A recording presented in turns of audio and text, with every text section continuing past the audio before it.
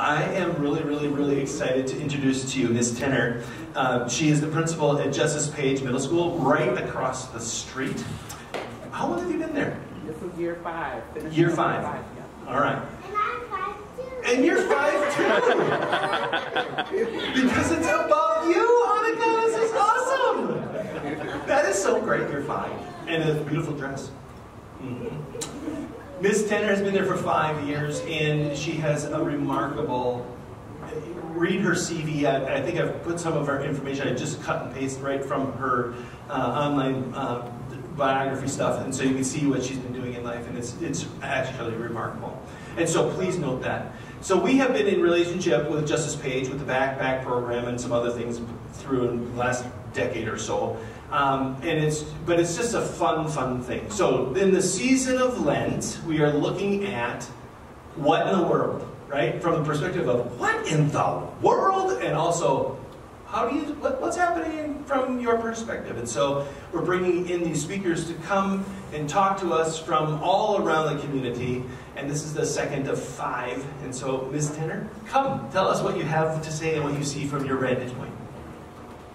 Thank you, Pastor Ty. TD. Yep. TD.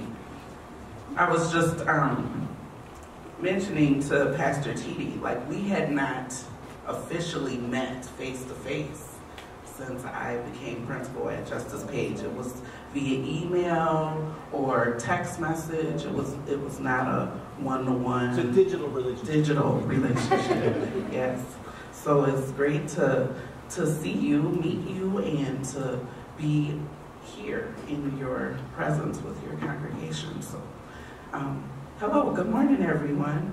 Good morning. As Pastor TD said, I am Principal Shannon Tenner at Justice Page Middle School. That was renamed maybe, I think, 10 or 11 years ago now. 8? 8? Okay. I'll take you for your word. Prior to me becoming principal at Justice Page, I served many roles at Washburn High School. So went into Washburn as a dean of students for several years, 6 or 7 years. And then I went into teaching special education at the Fed 3 program at Washburn for 4 years.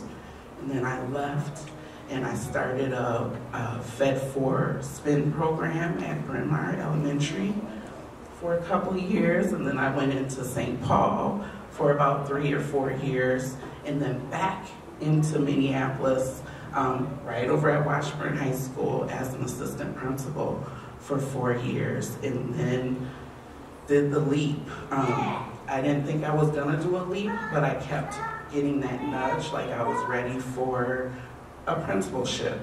And so it was right during COVID. I choose you too, little man. It was right during COVID where I had heard, we got the announcement, we meaning other educators in Minneapolis had got the announcement that Dr. Erin Rathke had left her position as principal at Justice Page and accepted an associate superintendent position in Carver County. And so that, I think that was my light, my way, God's way of saying, hey, this might be your opportunity. So I began interviewing and I got the position at Justice Page Middle School. So, and I've been there since.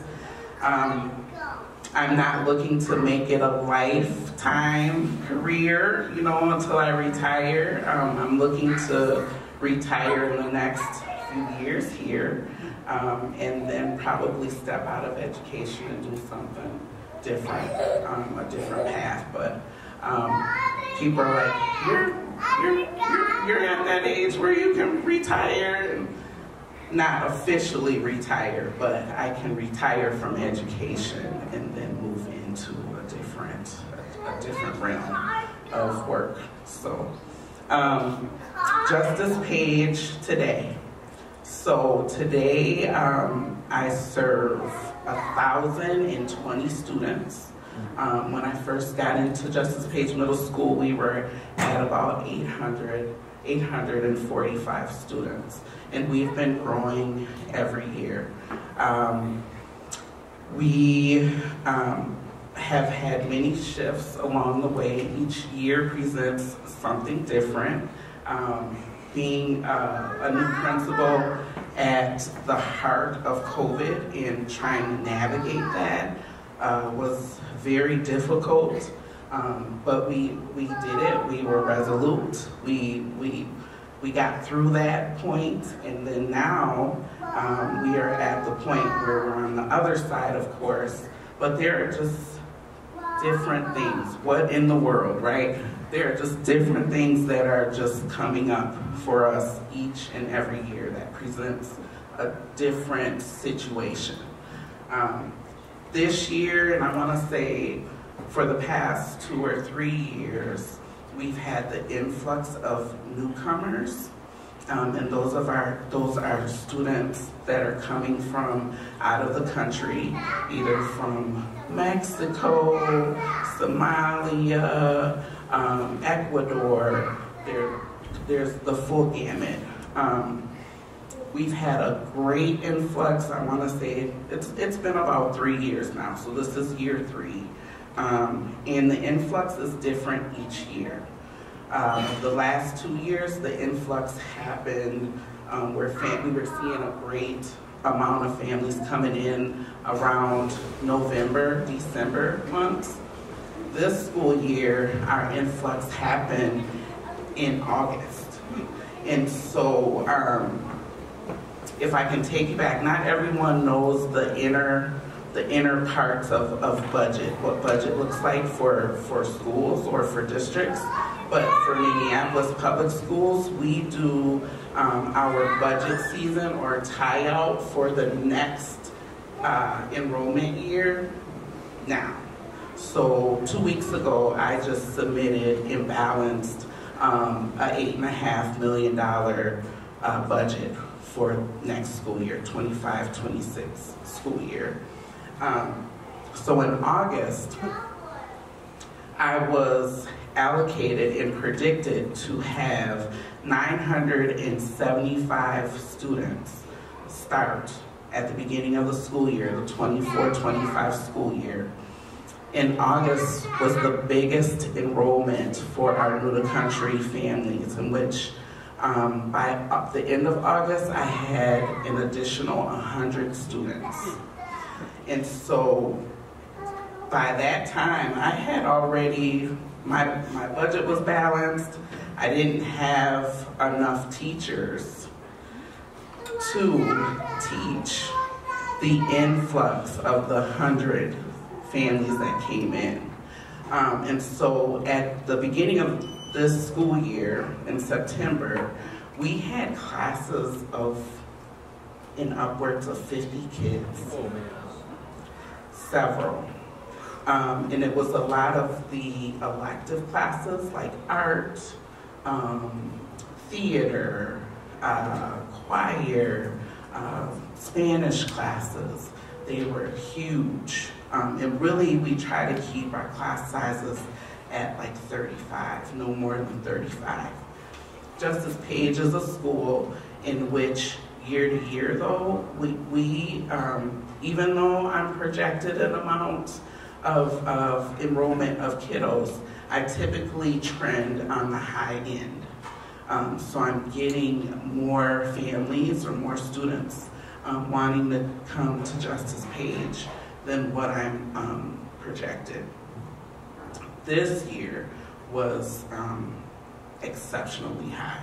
I've never trended where there was 100 families coming in, even before the school year started. So we were struggling at the beginning of our school year with just trying to maintain. Some of my teachers, you know, they were coming to me a month into school, you know, like a deer in the headlights, like, I don't know if I'm gonna be able to keep doing this, you know. And so I was able to advocate and get senior leadership, my associate superintendent, talk to them like, hey, we need help here. There's no way I have, almost 10 classes that are going to continue to have upwards of 50 kids in their class and still get enrollments coming in. Like, something, you got to help me out here. So the beginning of November, we were able to get help. So I was able to get additional funding in which I could plug in more teachers to create more sections for classes for kiddos, which lowered those classes that had 50 kids in them. So we've been trugging through ever since. I shouldn't use the word trugging. We've been progressing through ever since November. I think it was trugging. Trugging. The little engine that could, we were going. And we're going now. We're going. A lady asked me as I was waiting for you all to get down here, she said, how is teacher morale? And so teacher morale, it is what it is. Like, this is the low season for morale across the country for teachers, right? Like, you have your ebbs and your flows. You start high, then you dip low, then you come back. So we're 2 weeks away from spring break. And that's where you're seeing, that morale, like, oh, am I gonna make it? Are we gonna make it? We're almost there, And the kids the same way. We thrive off of our students' energy. And so students are coming in, and some weeks or days you're just like, oh, Calgon, take me away. And then other weeks you're just like, oh, we hit our stride. This is the best thing ever. So that's where we're at. Tomorrow is St. Patty's Day. I try to keep morale high in Justice Page, so I'm encouraging all of my teachers to wear green tomorrow, and I'll probably have something in the staff lounge that, something green chips, green gum, that they can come and take during their prep or whatnot. So, so that is the state pretty much of Justice Page at this point. I was able to balance the budget 2 weeks ago, and we're looking really good. One of the pushes that I had for my families back in September. So I don't know how many of you have children, and your children have gone through the education system, and how many of you remember having to fill out, if your children aren't grown yet, how many of you fill out the free and reduced lunch form, or we call it in Minneapolis AEB, Educational Benefits Form. You got to fill it out every year. So that form, that's been a push that I have made for my families at Justice Page to make sure that they fill out. We currently are a school, we don't receive Title I benefits. Title I benefits open up a plethora of opportunities in which I can get more or hire more staffing into the building.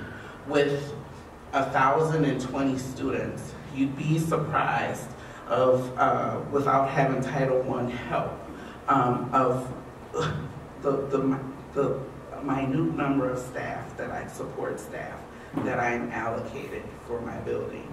So it's myself as a principal, I have 2 assistant principals, and I have 2 deans. Title I, this year, that was my biggest push. Let's get families. I wanted 100% of families to have that form filled out by December 9th. I didn't get quite 100%, but I got 85% families to fill that form out. So at the district level, and each district is different, they create a threshold, a Title I threshold, in which if your school meets that threshold, they receive Title I funding. For Minneapolis Public Schools, as of last year, their threshold was 45%.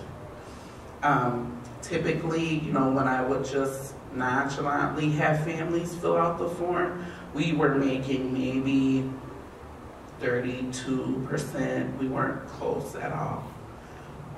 This year, with having 85% of families filling out that form, the district saw a need. I was like, you gotta help me out here. I'm working off of bare bones here. You're stretching us. You know, this is not sustainable. Over 1,000 students, and then you have a handful of staff that can be available to be of support, social workers, counselors, you know, things like that, to be of support after school. You see what it's like after school, right? When kids are trying to board buses and walk home. So the district this year ended up lowering the threshold to 35%. And I am proud to say that with the 85% of families that filled out the form, we were able to make the threshold by 35.71%. So that opened up a gamut of opportunities in which I was able to keep, because I have a new safe and secure entrance, a new entrance. It was one of the things that the district shared with schools, that you don't need a security monitor. And so I disagree, because my security monitor helps out before school, after school, also in our main hallway where there's not a lot of adult presence when class is happening. And so I was able to maintain the security monitor that I have. I was able to hire a reading interventionist teacher. I was able to hire AE interventionist, so an adult that will help that interventionist teacher in those classes. I was able to hire a family community liaison for 16 hours a week. I was able to increase social work time, so the allocation that middle schools receive for social work is 1.5 social workers for, I know, I thought that's not a lot. And from the time that COVID has happened to now, there's a market difference in what students need for support. And so the social work time that we're allocated is just not enough. But I was able to increase that to have 2 full-time social workers in the building. Our counselors are there. Actually, I could have 2 full-time counselors, but one of my counselors, she's like, I can't do this work if I'm full-time. So I am allowing her to decrease intense just a little bit. But she's like there 4 days out of a week then versus 5. What else? Oh, for a school the size of Justice Page, you have a nurse and then you have to have a health service assistant. Well, it's always been difficult to keep employed a health service assistant.